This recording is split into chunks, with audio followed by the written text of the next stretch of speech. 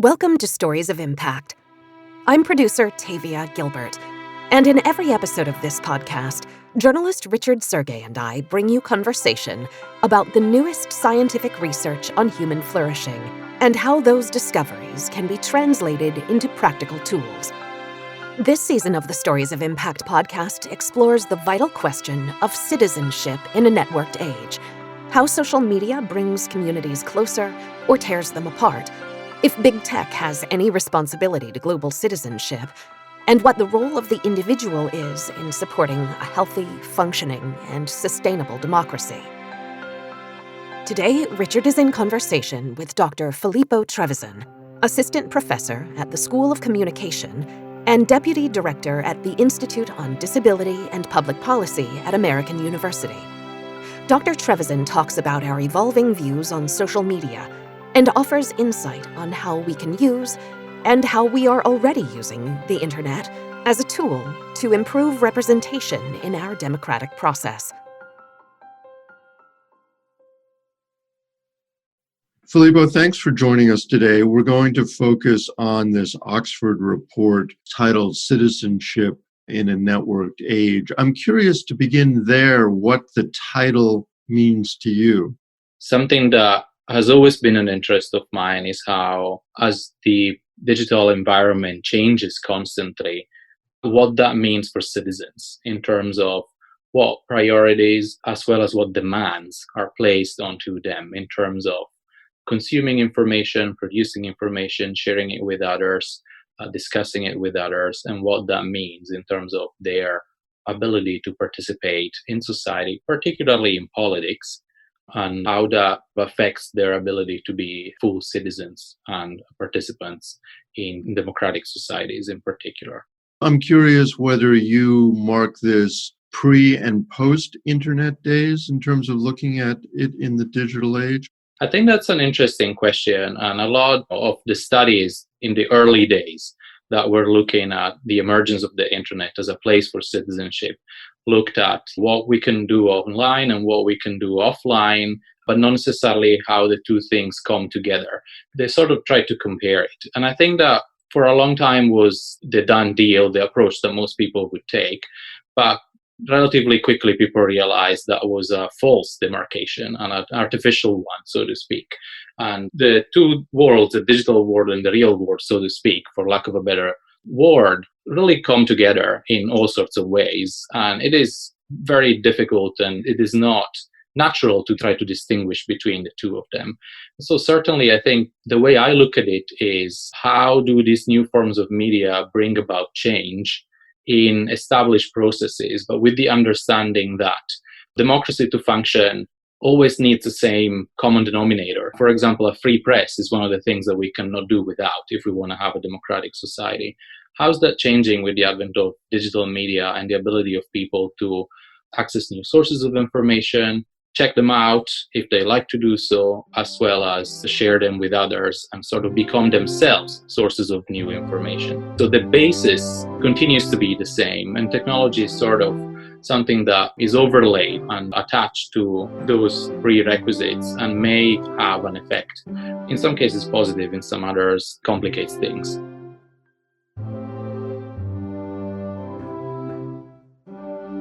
The internet in many ways does complicate these issues, and we have leadership that one could point a finger to that is taking advantage of those complications and calling out things like, quote, fake news. Mm-hmm. What does that do to citizenship, and what then becomes the responsibility of a citizen in an era where facts are questioned?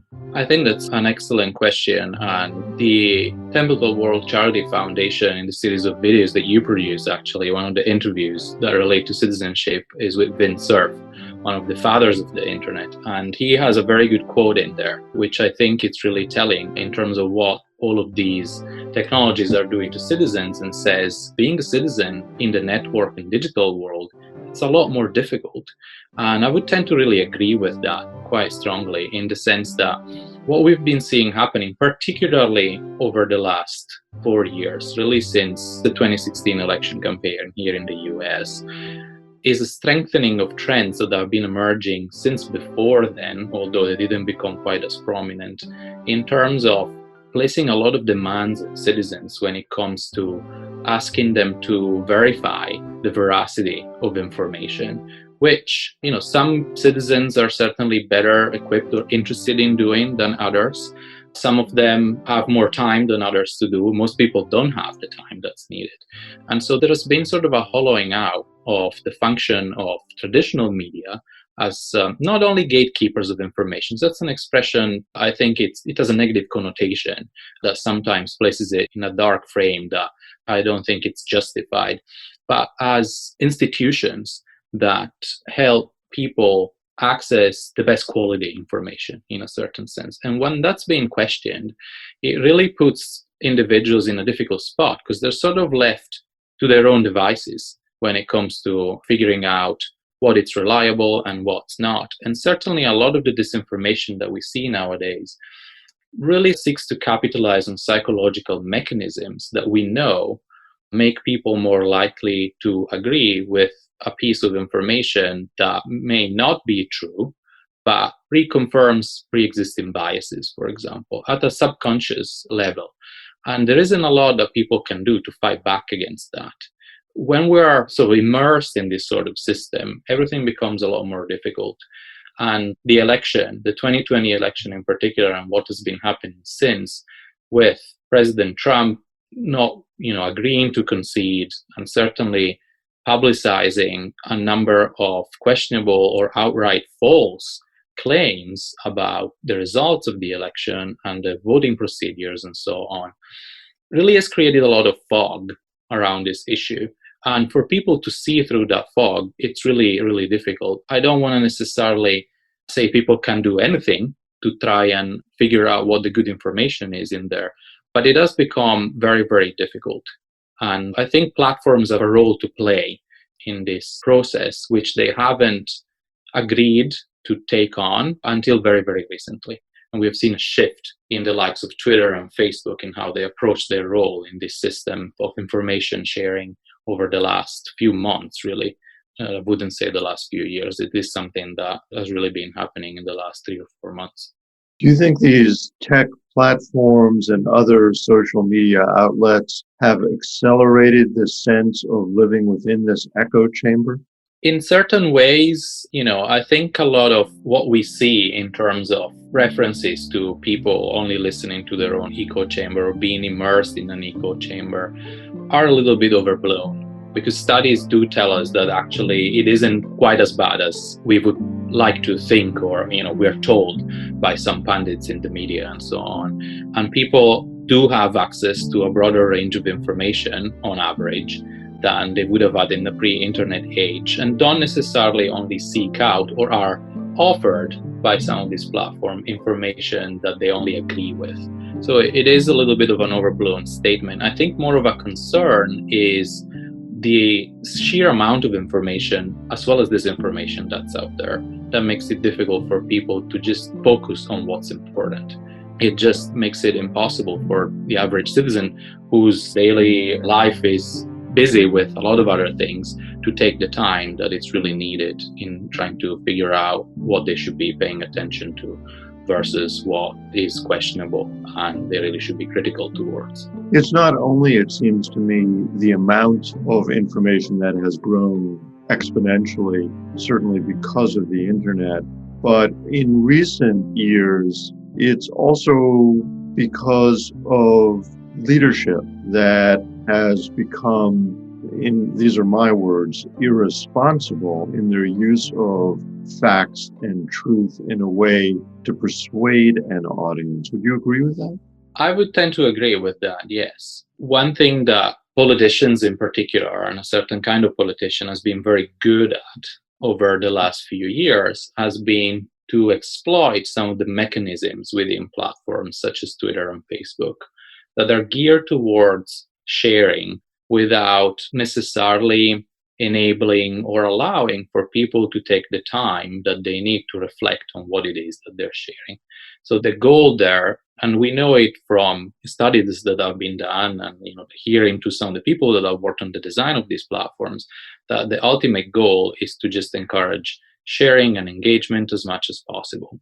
And certainly building an interface that promotes reflection kind of slows that process down. And it is not in the commercial interest of those platforms to do that. And so that has been sort of a hindrance, I think, to the building of a more useful and positive public sphere.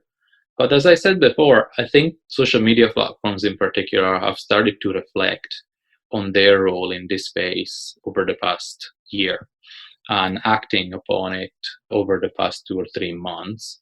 For a long time, the likes of Facebook and Twitter would like to always reiterate their point that they're not a media company, that they are a technology company, and therefore they shouldn't be bound to, police the quality of information on their platforms. And the tune has sort of changed. And I think there are 2 reasons for that. One of them is because they saw their reputation being harmed by the continuation of allegations and their lack of being able to come forward with a satisfactory response to what it was that they were doing. And the other one has to do more with the principles of democracy and the deeper understanding I think these platforms now have the role they're playing within these mechanisms. And they've gone into it in different ways. They've taken different types of measures. I think some of them are more effective than others. I think Twitter has been better trying to create that space for people to reflect on what it is that they're sharing compared to Facebook. And so we've seen Twitter, for example, after the election, labeling individual tweets by prominent political figures, not just Donald Trump, but many others as well, or even covering them up with a message about, the content of that tweet being disputed. They didn't make it unavailable. People could still click on it and read what was under that label, and if they wanted, sharing it.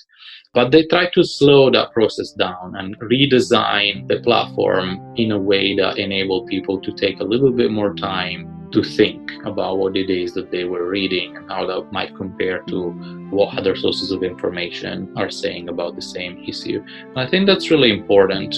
I don't know if it's going to go forward. All the platforms have said this is something that they were going to implement on and around the election.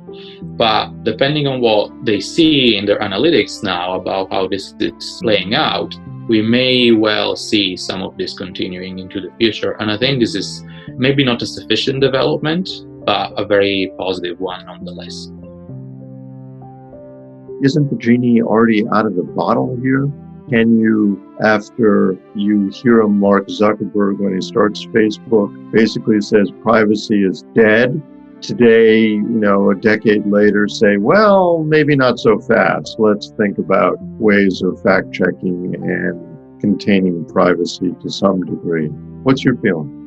My feeling, I think you're touching on a very important point there. And I feel conflicted toward some of those statements and, many of the statements that particularly Zuckerberg has made over the last few years.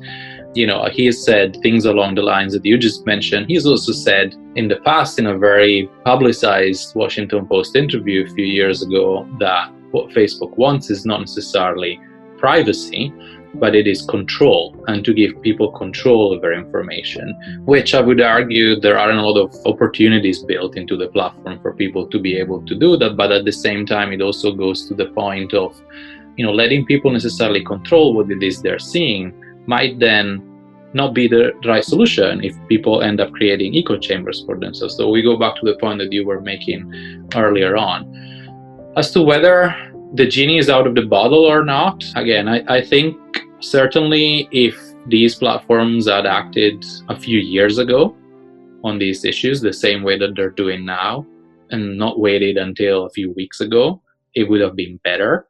But as to whether it's too late or not, I don't know we have a definitive answer. It depends on a number of things, and depends on whether there is going to be a continuation of these measures and whether possibly there's going to be an expansion of some of these measures. I referenced Twitter earlier on, which have taken quite a specific and targeted approach in their labeling Facebook has had more of a generic disclaimer sort of approach, and they're placing disclaimers at the top of the Facebook feed and in the middle, but they don't go after individual posts in most cases.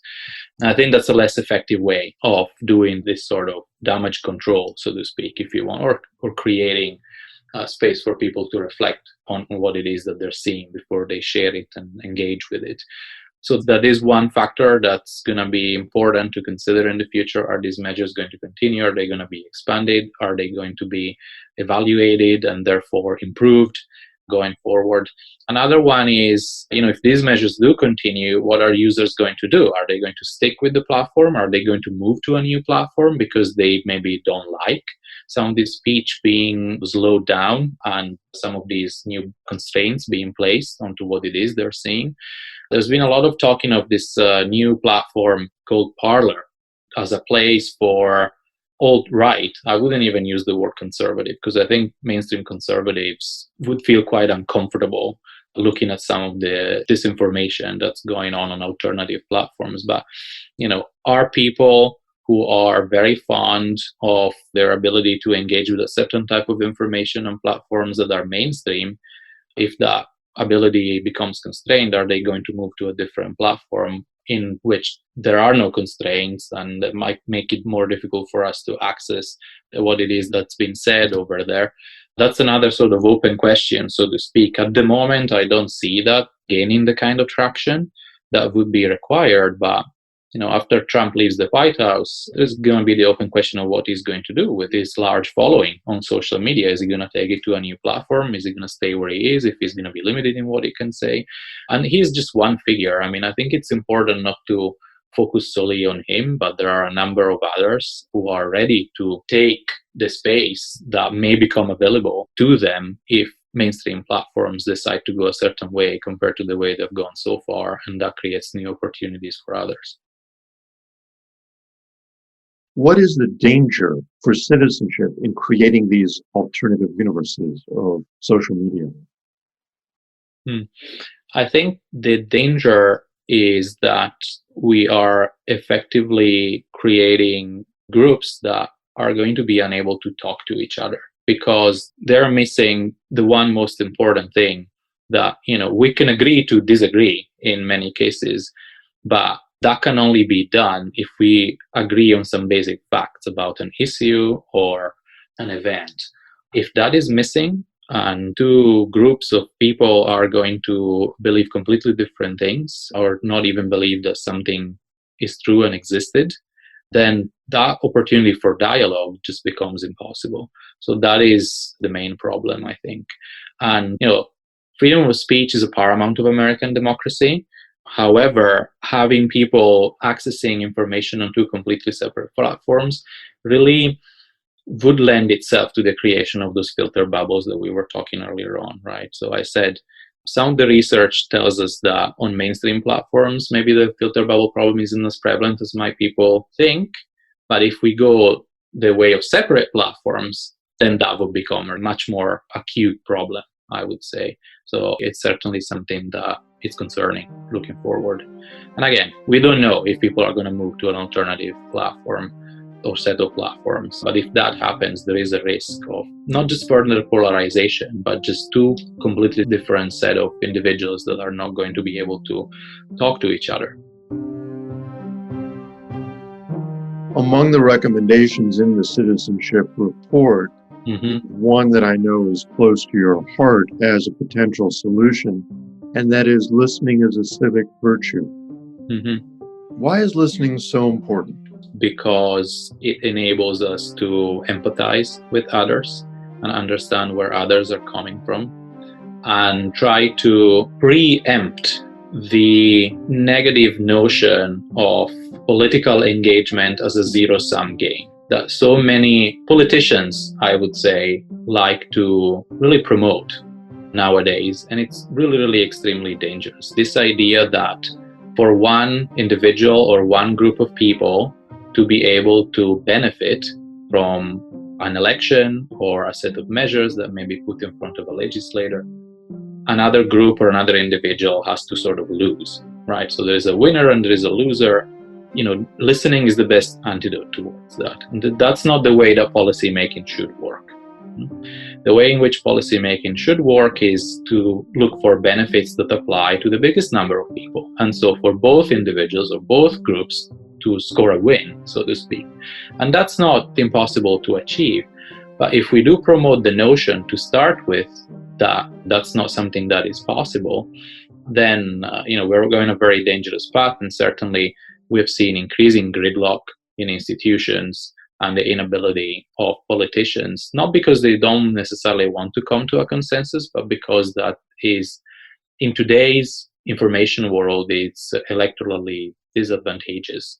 It might hurt them at the ballot box, and certainly that doesn't lead to good policy. We're also seeing an increasing lack of trust in these institutions because of that, correct? Yeah. I mean, it's the politicization of some of the discourse has led to a declining lack of trust. I mean, that's a trend that's been going on in American politics and democratic politics in the Western world, for 50 years. It's not something that came about with the internet, but it's something that has accelerated in the last 20 years in a very dramatic fashion. And when I think of listening as a potential solution to some of these issues, I think of some of the measures that I was mentioning earlier on. So thinking about ways we can redesign these platforms to encourage space and time for people to think, as well as highlight and sort of promote the positives. We've talked about a lot of the negatives of this platform, but there are a lot of positives as well. And I see it, a lot of my work relates to how people come together to advocate for better health policy and healthcare, disability support. That's what a lot of my research looks at. And, those are voices that tend to be sidelined in a lot of debates, but find strength in numbers and are able to find each other online in ways that were impossible before the internet due to a variety of barriers, geographical distance being only one of them. And also sharing personal experiences on these forums is very powerful, both for those who do it, because they are able to sort of put themselves into the frame of a complex, maybe policy debate through their own experience, which doesn't require a great deal of political knowledge, for example. So it's lowering the threshold of participation from that point of view. Another positive effect is that others who are listening to these experiences being shared online might find those very compelling, right? And so that sort of reinforces this loop of listening, and then hopefully at some point gets to the point of people taking action. Is there research on what it means to listen well online? Yes, there is research that relates to technology and the interface effect and what that means for people to be able to take the time and respond. And certainly we see, some platforms are more geared towards listening than others. And so one thing that it's interesting about this recent development with Twitter is that Twitter for a long time has been a platform that's not been very good at promoting listening, because especially the way in which influential figures like journalists and politicians would use them, it's more of a broadcast platform. It's not about engaging with others. It's about putting information out there and then letting people do what they like with it. Or it's not about, as much as other platforms, about having a conversation. But the idea of safeguarding the quality of information in the way that we've seen over the last couple of weeks with the election has put a different spin on that platform too. So it's an interesting development to look forward to how it's going to evolve going forward and in the future. There is also, a lot of psychological research done about listening online in platforms such as Facebook, for example, and what the positive and negative effects can be from that point of view. And so, when I was talking about support groups and groups of people sharing their same experiences, that's definitely going to have a positive impact, particularly on people who experience isolation in other aspects of their life. It can also have somewhat negative effects in some ways if people feel like their experience is being dismissed, right? So that's the other flip of the side of the coin, I would say. For good listening to be successful, there has to be somebody who is willing to listen and act as an engaged communicator. From that point of view, it's not just about those who are doing the talking. It really is about those who are doing the listening as well. In fact, I was going to ask you whether there's a difference between listening well and not listening poorly? I think there is a fine line between not listening poorly and listening well. I would say not listening poorly is the starting point, and not listening well is development, an ability that may be acquired over time. And not listening poorly starts with not contradicting the other. There might be an opportunity there to put forward additional information, but certainly, it's a good starting point if we don't dismiss the other person's experience. Listening well then requires the ability of engaging in a conversation, because listening is part of the two-way communication process that needs to happen for communication to come to a positive outcome or a positive resolution. And we know that from the very basic studies that have been done about how communication works. For a long time, listening wasn't recognized as a valuable part of the communicative process. All the focus and all the attention was on the speaking. But listening is just as important and essential to communication that leads to a positive outcome for both parties. And what's interesting to see on some of the social media platforms is how listening has to be adapted because of the loss of visual cues, for example, which are really important in face-to-face communication as well as video communication over the internet. But a lot of the communication that happens on social platforms is text-based. And if there is an image, it doesn't tend to be one that relates directly to that communicative process. Listening in writing, it's more work and it's more difficult and requires us to think in ways that we're not used to. Because when we are having a conversation face to face, we know for a fact that we are, and we don't even think about this, we just assume that we're not only communicating with our voice, there are a lot of facial expressions and hand gestures that may go with it, and that sort of complete the package of what it is that we're trying to say and how we're trying to engage with the other person. In much of social media communication, that's lost, and people don't think about how to integrate that into the written form. And so the use of punctuation, for example, or all caps, and you name it, there are ways that can help communicate better and listen better as a text communicator on social media. But that's not something that comes natural to most people.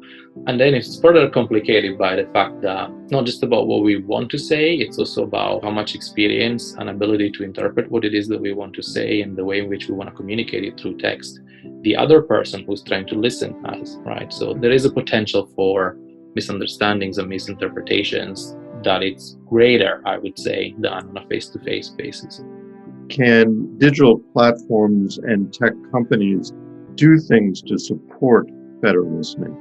Yeah, they can definitely do that. And, one of them has to do with creating space for people to listen and sort of moving away from sharing and engagement as the absolute imperative and trying to slow down the flow of information in certain ways. And so some of the election-related measures we were talking about earlier on are a positive step in that direction.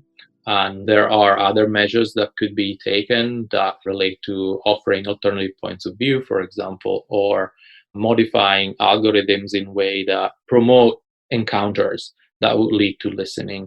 So that's something that they can do in terms of acting on their infrastructure and their interfaces. And that's one element. And another one might be, again, trying to intervene on their algorithms in a way that may offer people opportunities to join groups, for example, that relate to their interests in ways that they might have not considered before. And that can be helpful as well in terms of bringing about some of those social scientists have called them weak links between people that otherwise would not emerge because of other barriers that exist in the physical world. So those are measures that platforms could take going forward. As you peek into the near future of citizenship in the digital age, optimist, pessimist, realist? Ever the optimist. But, also pragmatist in terms of we need to think about what it is going to take for the companies that run these services to really see and find an incentive in the sort of modifying some of their basic architecture. And so far, profit is being driven by sharing, clicking, and advertising. And I think there is going to be a point at which reputation is going to become so important that that's one of the things that's going to really support action by these companies and trying to change their reputation around, and that's what is going to promote this type of changes. So far, we haven't seen them on the scale that is needed to really sort of shift interactions towards a more positive set of interactions. But I think we're starting to see some of that. And, none of us is a crystal ball and we know what's going to happen going forward. But I think that's going to be a positive development that we're going to be seeing over the next few years, is wanting to be seen as a responsible actor. There is a possibility for regulation as well, and more regulation. I am not sure that would necessarily solve the problem. There is something positive to be said, I think, for the idea of thinking about how some of these companies, particularly Google and Facebook, in some ways act as a monopoly on some of these ways of interacting, as well as a lot of advertising online. And so that is problematic. And certainly that's an area where legislators might want to intervene going forward. But it's not going to be the only factor that's going to contribute to a more sound exchange of ideas online, and therefore a better opportunity for people to perform citizenship to its full extent. I think reputation of this platform is going to be key going forward, and how much pressure users are going to be able to place on them to change their ways. Filippo Trevisan, thank you very much for a very thoughtful interview on a critical subject about citizenship in the digital age. Thank you. Thanks for having me. We've covered a great deal of ground throughout this most fascinating season. I hope this series of conversations, which began with Dr. Andrew Briggs and Dr. Dominic Burbidge discussing their report on citizenship in a networked age and their agenda for rebuilding our civic ideals, has been informative, galvanizing, and even inspiring. I admit that it's overwhelmed me at times, thinking this deeply about the perils of modern digital communication, the speed at which information or misinformation can spread, the manipulation of reality by bad actors who recognize the opportunity inherent in constant disruption. But this season's conversations have also encouraged me to recognize how much power I have as an individual. Power to choose my words and my tone carefully, to trust information but to also verify it, to participate fully in the civic life of communities, both national and global. I'm closing out the season with an awareness of how much work that full participation requires, but how much promise is held by those citizens who rise to the occasion. What can we create for ourselves and for our fellow citizens when we roll up our sleeves and commit to doing that hard, vital, collective work? Thanks for listening to our third season of the Stories of Impact podcast. In 2 weeks, we'll be back with the first episode of Season 4, which focuses on human flourishing. What does it look like for human beings to flourish? What do we need to do to ensure everyone has that opportunity? These are just some of the questions we'll be exploring when Richard begins the season in conversation with Dr. Andrew Trevisan, president of Templeton World Charity Foundation. Dr. Trevisan describes TWCF's bold new commitment to invest $40 million into research to promote human flourishing. Here's Dr. Trevisan. Flourishing is a holistic concept. By one definition, it means that all the many dimensions of your life are good. Flourishing goes beyond typical measures of health, both physical health and mental health. It also includes measures like life satisfaction, meaning and purpose, character and virtue, and social relationships. Flourishing is contrasted with languishing. It connotes a sense of generativity, positivity, growth, and resilience. I can't wait to hear more of that conversation when we return in our next episode. In the meantime, if you like today's story of impact, We'd be grateful if you'd take a moment to subscribe to the podcast, to rate and review it, and if you'd share or recommend this program to someone you know. Your support helps us reach new audiences.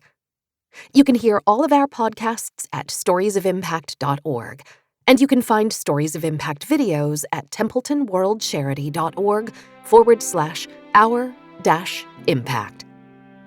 This has been the Stories of Impact podcast with Richard Sergay and Tavia Gilbert.